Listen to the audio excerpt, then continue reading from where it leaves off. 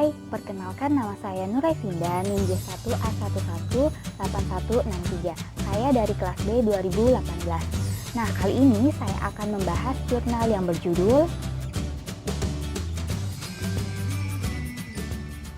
Bakso merupakan makanan yang populer, khususnya di Indonesia sendiri. Bakso merupakan makanan yang terbuat dari daging giling yang dicampur dengan tepung tapioka dan bumbu penyedap lainnya.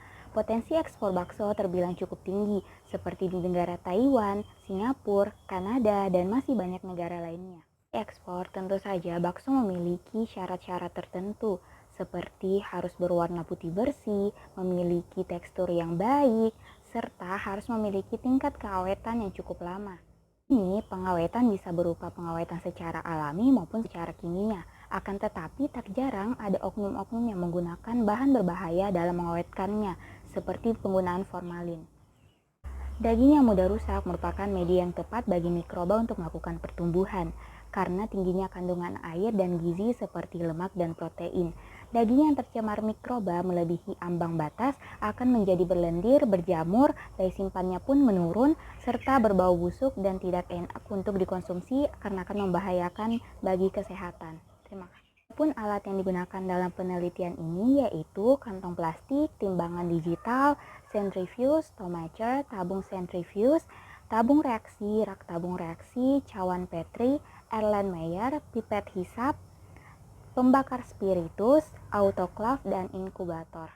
Sedangkan bahan yang digunakan dalam penelitian ini yaitu bakso, aquades, phenylhydrazine, oksigen 5%, sodium nitroprusit 5%, natrium hidroksida 10%, larutan buffer peptone water 0,1%, dan plate cone agar steril.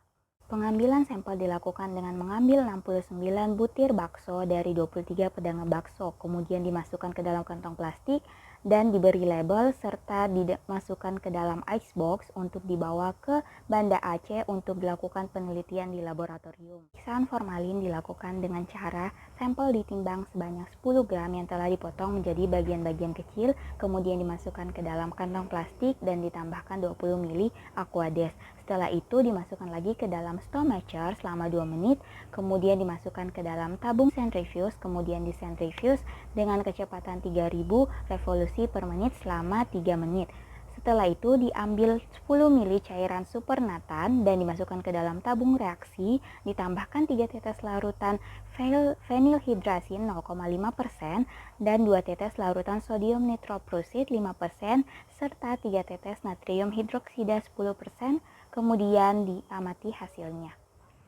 Pencemaran mikrobiologi dilakukan dengan cara menyalakan pembakar spiritus, kemudian sampel yang telah ditimbang sebanyak 5 gram dimasukkan ke dalam kantong plastik yang telah ditambahkan 45 ml larutan buffer, kemudian dimasukkan ke dalam stomacher. Larutan yang telah di stomacher kemudian dimasukkan ke dalam Erlenmeyer dan diambil 1 ml larutan untuk dituang ke dalam cawan Petri sebagai pengenceran 101. Selanjutnya dilakukan pengenceran desimal 102 dengan cara dipindahkan 1 ml larutan di dalam Erlenmeyer ke tabung reaksi yang telah terdapat larutan buffer sebanyak 9 ml. Setelah itu dihomogenkan. Kemudian diambil 1 ml larutan dari tabung reaksi lalu dituang ke dalam cawan Petri kedua sebagai pengenceran 102. Hal tersebut dilakukan hingga pengenceran 104. Kemudian pada cawan Petri kontrol dimasukkan 1 ml buffer peptone lalu dituangkan 20 ml plate cone agar pada masing-masing cawan dan digeser-geser agar ekstrak daging bercampur rata di dalam bahan pupukan. Nah, setelah membeku dimasukkan ke dalam inkubator pada suhu 30 derajat Celcius dengan posisi yang terbalik. Setelah itu diamati hasilnya setelah 24 jam menggunakan alat colony counter.